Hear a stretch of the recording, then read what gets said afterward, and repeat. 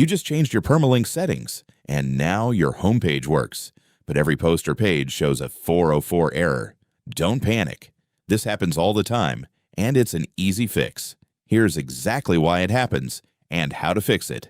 When you change your permalink structure, WordPress updates how your URLs should work, and it also tries to update your server's rewrite rules automatically. But if your htaccess file is missing, corrupted, or WordPress doesn't have permission to write to it, that update fails silently, and your posts and pages start returning 404 errors, even though they're still sitting right there in your database. The fastest fix is to force WordPress to rewrite its rules. Head into your WordPress dashboard, go to Settings, then Permalinks. You don't need to change anything. Just scroll down and click Save Changes. That single click tells WordPress to regenerate its internal rewrite rules from scratch. For most sites, that alone clears up the 404s immediately. Go check your site now. If it's fixed, you're done. Still seeing errors? The problem is likely your htaccess file. This is the file that actually tells your server how to route those URLs.